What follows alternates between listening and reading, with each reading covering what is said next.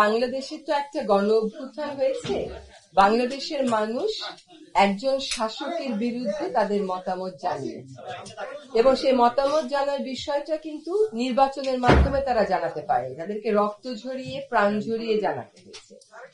এবং যে শাসকের বিরুদ্ধে তাদের এই অবস্থান ছিল, এই আন্দোলন ছিল, যে শাসকের নির্দেশে বা যার আমলে এতগুলো প্রাণ ঝরে গেছে, সেই বিতাড়িত শাসককে আশ্রয় দিয়েছে হচ্ছে ভারত।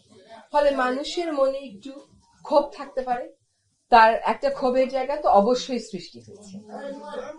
যখন একটা দেশে বিচারের দাবি উঠে এবং যার বিচারের দাবি উঠে তাকেই অন্য একটা দেশ আশ্রয় দেয়, তখন সেটা নিয়ে যে দেশ বিচারের দাবি করছে, যে দেশের মানুষ বিচারের দাবি করছে, সে দেশের মানুষের মনে ক্ষোভ হওয়া কোনোই অস্বাভাবিক বিষয় না।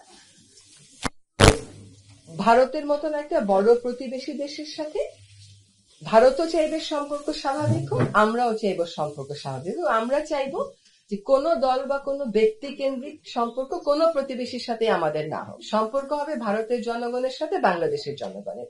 সরকারগুলো সেখানে সহায়ক ভূমিকা পালন করবে। এখন ভারতের কোনো একটা অবস্থানের বিরুদ্ধে বা ভারতের মধ্যে সংগঠিত কোনো একটা ঘটনার বিরুদ্ধে বাংলাদেশের যদি কোনো দলের বা কোনো জনগোষ্ঠীর কোনো বিক্ষোভ থাকে, সে সেটা বলতেই পারবে। বাংলাদেশ একটা স্বাধীন রাষ্ট্র, তার যদি কোনো জনগোষ্ঠীর মনে হয় যে কোনো একটা দেশের একটা কাজে সে সংক্ষুব্ধ, তারা সেই সংক্ষোভের বিষয়ে তাদের মতামত জানাতেই পারে। সেজন্যই যে দুই দেশের মধ্যে সম্পর্কের কালো মেঘ কাটবে না তা না।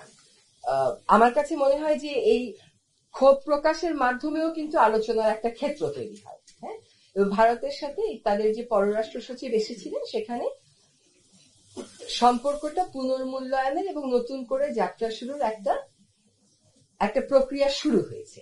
তার মানে এই না যে বাংলাদেশে কেউ যদি মনে করে যে ভারতের এই কাজ বা ভারতের সংগঠিত কোনো একটা ঘটনার ব্যাপারে আমরা আমাদের মতামত জানাবো, সেটা জানাবে না। তো সবসময় জানাবে, যে কোনো দেশের ক্ষেত্রেই আমরা সেটা জানাতে পারি। হ্যাঁ, একটা ব্যাপারে একটা ক্ষোভ জানানো মানে অন্য সকল ব্যাপারে আলাপ আলোচনা বন্ধ হয়ে যাওয়া, তা কিন্তু মোটেও।